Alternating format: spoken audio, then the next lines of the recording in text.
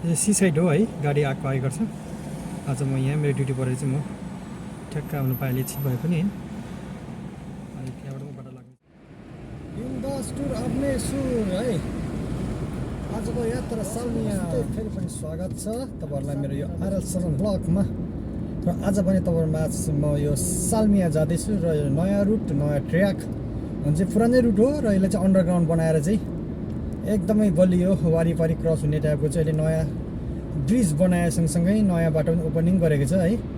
किनभने यहाँ चाहिँ एकदमै क्रसिङ लाइन थिएन, रिभर्स लाइन थिएन नि त होइन, जस युटर्न लिने लाइन थिएन भनौँ न, फर्किँदाखेरि माथि नै पुग्नु पर्थ्यो। सो अहिले त्यो चाहिँ कम्प्लिट बनाएर चाहिँ अहिले चाहिँ यसरी बाटो मिली चाहिँ बनाएको ट्याक्कै यो है जाब्रिया साइड क्रसिङ हुने बाटो सबै निकालेको छ है। सो फाइनली चाहिँ एकदमै बवाल बनाइदिएको छ। त्यही भएर आजको यात्रा मैले यो बाटो रोज्नु पुगेको होइन, किनभने यतिको भएपछि बाटो फ्री हुन्छ नि त होइन, जाम हुँदैन भन्ने चाहिँ एकदमै विश्वास छ हामीलाई।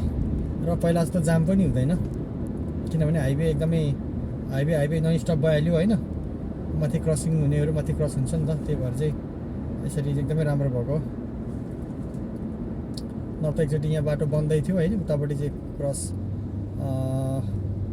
साइडबाट बाटो खोलिदिएको थियो, आमामा जाम भएर बवाल तनाव हुन्थ्यो एकदमै। यति जाम हुन्थ्यो के भन्नु, अब जामको त कुरै नगर्नु, त्यस्तो बवाल जाम हुन्थ्यो क्या। त्यही भएर अहिले चाहिँ जाम छैन, नन स्टप आएर क्रस हुन सकिन्छ।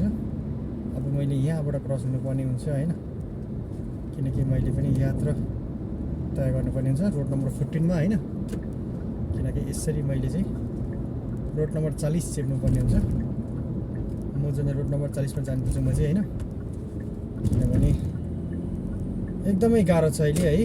फाइनली हाम्रो मित्र केटाहरूले गाडी एकदमै स्लो चलाउनु होला होइन, स्पिडको हेरेर स्पिड अनुसारले चलाउनु होला। अहिले एकदमै क्यामेरा राखेको छ अनि फाइन पनि दरो छ। सिट बेल्ट नलाएको पहिला 5 केडी थियो भने अहिले 150 केडी छ है, 150 केडी हानिदिएको छ। यति गाह्रो छ होइन। त्यही भएर चाहिँ प्लिज सबैजना मेरो साथीभाइहरूले गाडी चलाउने मेरो मित्र साथीहरूले एकदम केयरफुल भएर गाडी चाहिँ चलाउनु होला। इसारा तोडेको 1000 रुपियाँ छ यहाँ हो। आम्मामा 1000 रुपियाँ भने कहाँबाट ल्याउनु, नेपालको 3-3.5 लाख रुपियाँ मरिन्छ त। त्यही भएर अब खाडी बसेर काम छैन, अब खाडीबाट बिदा हुनु पर्ला जस्तो छ। यस्तै तारो भने त कहाँ सकिन्छ त। अनि घरि झुक्किएर मिस्टेक भएर चाहिँ नि इसारा तोडियो भने त सक्यो त हौ। एक नाश हुँदैन सधैँभरि होइन, मान्छेको कहिले कस्तो यात्रा हुन्छ, कहिले के मोडमा हुन्छ होइन, कुनै बेला के अब गल्ती त मान्छे एकचोटि त हुनै भइहाल्छ नि त होइन। अनि त्यो गल्ती भइहाल्यो भने त सक्यो नि त हौ। हामी जस्तो यो छुटेमुटे मान्छे त पागलै हुन्छ नि। सो त्यही भएर चाहिँ एक वर्ष कमाएको पैसा त यहाँ फाइन तिर्दै फाँक हुने रहेछ। सो फाइनली त्यही भएर चाहिँ म केटाहरूले गाडी एकदम जतन गरेर चलाउनु, अन्त म पनि एकदमै जतन गरेर नै चलाउँछु होइन। किनभने अब हातमा मोबाइल बोक्दैन म कहिले पनि। अनि इसारातिर म लाइट बल्ने बित्तिकै एकदमै सेफ्टी हुन्छु होइन। एकदमै अब अहिलेसम्म जोगाएरै कुदाएको छु होइन। भगवान्ले बचाइरहेछ होइन। र पनि कुनै दिन अब बाइसँग त्यस्तै अब भइदियो भने त सक्यो नि त होइन। मिस्टेक हुनु मान्छेबाट मिस्टेक हुन्छ नि त होइन। कुनै बेला भयो भने त साह्रै गाह्रो हुन्छ भन्ने एउटा मात्रै हो होइन।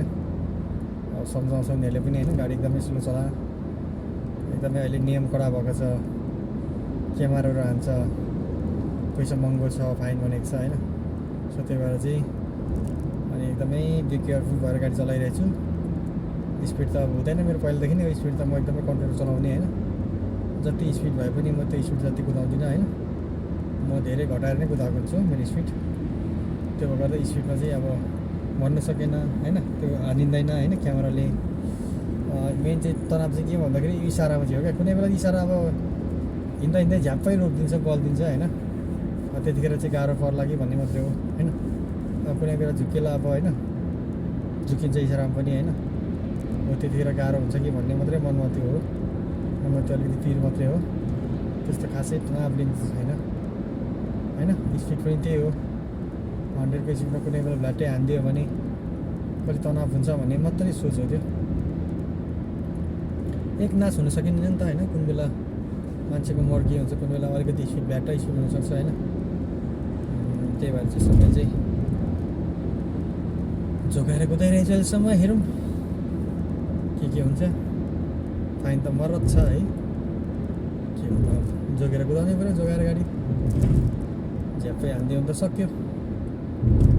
त्यही भएर चाहिँ हाम्रो जानकारी हाम्रो मित्रहरूलाई एकदमै जोगिन होला, एकदमै गाह्रो छ है, एकदमै समस्या छ अहिले यो ड्राइभरको विषयमा होइन। फाइन चाहिँ भवालै लिइदिन्छ, एकदम केयर गर्नु होला है। पार्किङ मिस्टेक भए पनि 100-150 नै छ भन्ने कुरा सुनेको छ होइन। त्यही त नि कुनै बेला के हुन्छ होइन, थाहा हुन्न। त्यही भएर चाहिँ एकदमै केयरफुल भएर नै ड्राइभ गर्नुपर्छ। गाह्रो छ नि जिउनलाई, कोही त पनि अब फाइन हानेर चाहिँ नि ढुट्टो बनाएपछि त नि मान्छे मरेको नि। एकदमै फाइन बढेको पछि त मान्छे अनि पागल हुँदैन त नि। एउटा इसारा तोडेको 150 1000 भन्ने बित्तिकै सिट बेल्ट नलाउँदामा 150 केडी हुने यहाँ हो। नेपाली 3-4 लाख रुपियाँ पर्छ, अनि मान्छे मरिँदैन त्यत्रो महँगो फाइनले त। पागलै हुन्छ नि मान्छे एकछिन त त्यो फाइन देख्दाखेरि पनि।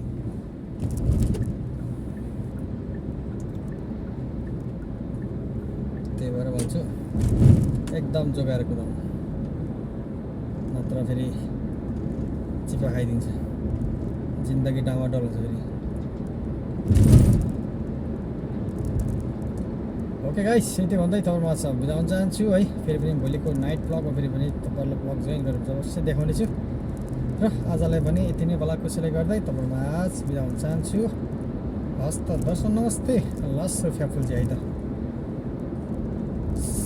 Good by.